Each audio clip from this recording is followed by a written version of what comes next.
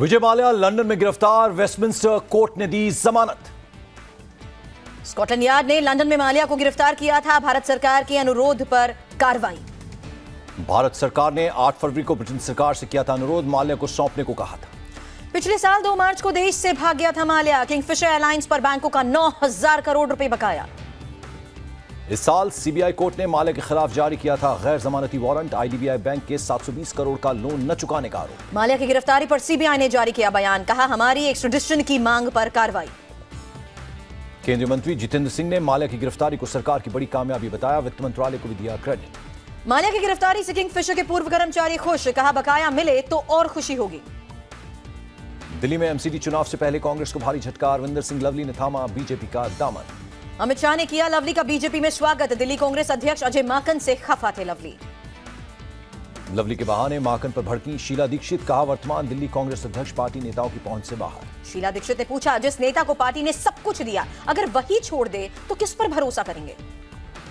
BJP ने अपनी MCD उम्मीदवार कविता खत्री को किया बाहर, आपके पूर्व मंत्री संदीप कुमार ने किया था प्रचार। बीजेपी ने कविता खत्री की उम्मीदवारी भी खत्म की, नरेला से लड़ रही थी चुनाव।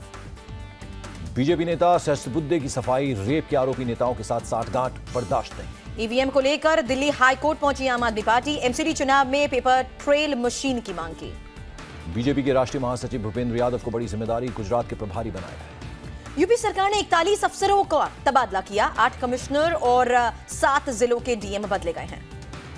लखनऊ विकास प्राधिकरण के उपाध्यक्ष सत्येंद्र सिंह को वेटिंग लिस्ट में डाला, कंचन वर्मा बनी जीडीए की उपाध्यक्ष। आज योगी कैबिनेट की तीसरी बैठक, सरकारी अफसरों की ट्रांसफर नीति बदलने पर मुहर लगेगी। योगी सरकार के 30 दिन हुए पूरे, स्वामी मौर्य ने किसानों की कर्ज माफी को बताया बड़ी उपलब्धि। 1 महीना पूरा होने पर बोले रीता बहुगुणा जोशी, ज्यादा वायदे 1 साल में पूरा करना चाहते हैं योगी। मंत्री सुरेश राणा ने कहा 30 दिन में 5 साल के बराबर काम, बोले खुद ही अपनी संपत्ति का ब्यौरा दी। यूपी के मंत्री मोहसिन रजा ने मुस्लिम पर्सनल लॉ बोर्ड के खिलाफ मोर्चा खोला, बैन लगाने की मांग की। रजा ने कहा मुस्लिम पर्सनल लॉ बोर्ड कर रहा है संविधान के खिलाफ काम, इस्लाम नहीं देता 3 तलाक की इजाजत। रजा ने मुस्लिम पर्सनल लॉ बोर्ड को नाम दिया, मौलवी पर्सनल लॉ बोर्ड करार दिया। मुस्लिम धर्मगुरु खालिद रशीद का आरोप, चुनाव फायदे के लिए ट्रिपल तलाक को बनाया जा रहा है राजनीतिक मुद्दा। यूपी में गोंडा की अदालत में एक शख्स ने अपनी पत्नी को दिया 3 तलाक, पत्नी बदहवा से हुई। गोंडा कोर्ट ने पत्नी को खुश रखने की शर्त पर दी थी जमानत, पत्नी को अपने घर ले गया था आरोपी। शिया वक्फ बोर्ड के चेयरमैन वसीम रिजवी को हाईकोर्ट से झटका, याचिका खारिज, बरेली में दर्ज एफआईआर रद्द करने की मांग की थी। कप्तानगंज के विधायक चंद्र प्रकाश शुक्ला अचानक पहुंचे बस्ती के सरकारी अस्पताल, गायब मिले कई कर्मचारी। एक डॉक्टर ने विधायक से कहा लिखनी पड़ती है बाहर की दवाएं, अस्पताल में केवल आयरन और कैल्शियम की दवाएं ही। सोनू निगम अपने बयान पर कायम, कहा मस्जिद और मंदिरों में नहीं बजना चाहिए लाउडस्पीकर। सोनू ने ट्वीट कर आलोचकों को जवाब दिया, कहा आपका रुख दिखाता है आपकी बुद्धिमत्ता का स्तर।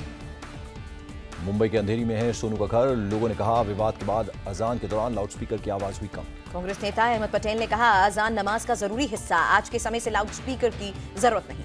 कश्मीर में सुरक्षा के हालात पर जम्मू में बैठक, सीएम महबूबा मुफ्ती की अध्यक्षता में कैबिनेट की मीटिंग हुई। श्रीनगर में नेशनल कॉन्फ्रेंस यूथ विंग का प्रदर्शन, सेना और सरकार के खिलाफ मार्च निकाला। प्रदर्शनकारियों ने सरकार पर सेना के गलत इस्तेमाल का लगाया आरोप, बेकसूरों की मौत का जिम्मेदार बताया। भारी विरोध प्रदर्शन की वजह से घाटी में सभी यूनिवर्सिटी बंद, कॉलेज और हाई स्कूलों पर ताला लगा। स्कूल कॉलेज बंद होने पर एचआरडी मंत्री जावड़ेकर की सफाई, कहा आगजनी से बचाने के लिए लिया गया फैसला। जावड़ेकर ने कहा घाटी में पिछले साल भी 30 स्कूल जलाए गए थे, फिर भी 98% छात्र परीक्षा में हुए थे शामिल। कुलभूषण की रिहाई पर दिल्ली हाई कोर्ट में याचिका, केंद्र सरकार को निर्देश जारी करने की मांग की। मुंबई में डब्बे वाले भी कुलभूषण के समर्थन में सड़क पर उतरे, प्रदर्शन किया। चीन पाकिस्तान कॉरिडोर पर चीन की सफाई, कश्मीर मुद्दे से नहीं है सीधा कनेक्शन। कांग्रेस ने कनाडा के रक्षा मंत्री हरजीत सिंह सज्जन के दौरे का विरोध किया, खालिस्तान का समर्थक बताया। कांग्रेस ने बीजेपी से कनाडा के मंत्री से पूछने को कहा भारत की एकता अखंडता में उन्हें विश्वास है या नहीं। 7 दिन के भारत दौरे पर आए हैं हरजीत सिंह सज्जन, रक्षा सहयोग को लेकर जेटली से मुलाकात। ऑस्ट्रेलिया ने दिया बड़ा झटका, भारतीयों के बीच लोकप्रिय वीजा कार्यक्रम को किया रद्द। 457 वीजा कार्यक्रम का ज्यादातर भारतीयों ने इस्तेमाल किया था, कंपनियों को 4 साल विदेशी कर्मचारी रखने की छूट मिलती है।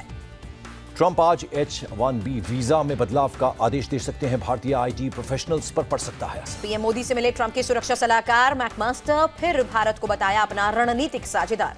विदेश सचिव एस जयशंकर और अजीत डोभाल से भी मिले मैकमास्टर, बातचीत को बताया कामयाब। नेपाल के राष्ट्रपति का राष्ट्रपति भवन में स्वागत किया गया, दोनों देशों के बीच रिश्ते और मजबूत होने की उम्मीद जताई। नेपाल की राष्ट्रपति विद्या देवी भंडारी से मिली सुषमा, कई मुद्दों पर दोनों ने की चर्चा। अब देश की आज की बड़ी खबरें। आईआईटी दिल्ली के हॉस्टल में लड़कियों की ड्रेस कोड पर विवाद, सालाना फंक्शन में पूरा ढका कपड़ा पहनने का आदेश। आईआईटी दिल्ली में 20 अप्रैल को है सालाना फंक्शन, ढके हुए वेस्टर्न या भारतीय परिधान में आने को कहा गया। आईआईटी दिल्ली के स्टूडेंट वेलफेयर के डीन ने हिमाद्री हॉस्टल से आदेश वापस लेने को कहा आदेश उचित नहीं। इस साल देश में सामान्य रहेगा मॉनसून, मौसम विभाग के मुताबिक